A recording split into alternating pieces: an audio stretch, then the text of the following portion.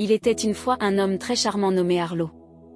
Non seulement il était beau, mais il était aussi riche et en âge de se marier. Sa renommée pour sa beauté et sa richesse était largement répandue. Un jour, Arlo rencontra une belle femme nommée Elara dont il tomba profondément amoureux. Il décida de l'épouser. Cependant, le jour de leur mariage, Elara s'effondra mystérieusement et mourut, laissant Arlo le cœur brisé.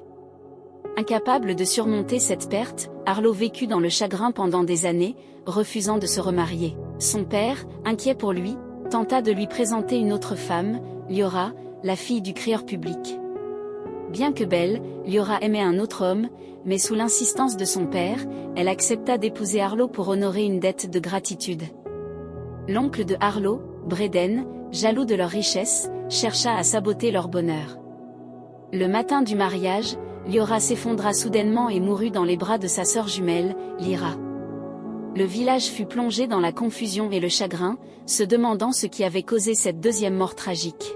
Déterminée à découvrir la vérité, Lyra commença à enquêter. Elle découvrit que Breden répandait des rumeurs accusant Arlo et son père de la mort des deux femmes. Les villageois, devenus suspicieux, commencèrent à éviter Arlo, ternissant sa réputation et l'isolant.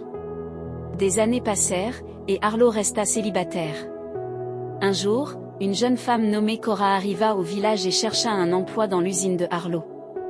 En la rencontrant, Arlo tomba de nouveau amoureux. Ignorante du passé de Arlo, Cora accepta le poste et se rapprocha de lui. Malgré les avertissements des villageois, elle décida de l'épouser. La veille du mariage, Cora remarqua des pas étranges devant sa maison et découvrit le père de Arlo déposant une substance poudreuse.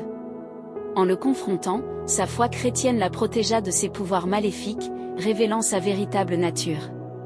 Le village se rassembla alors que le père de Arlo, Eden, confessa ses crimes.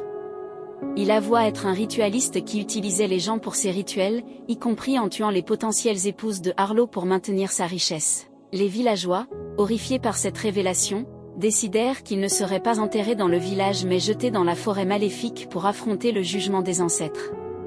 Cet acte libéra les esprits de ses victimes, y compris celui de Liora. Arlo épousa Cora, qui apporta joie et bonheur dans sa vie. Leur histoire devint un rappel pour le village de l'importance de l'intégrité et des dangers de la cupidité.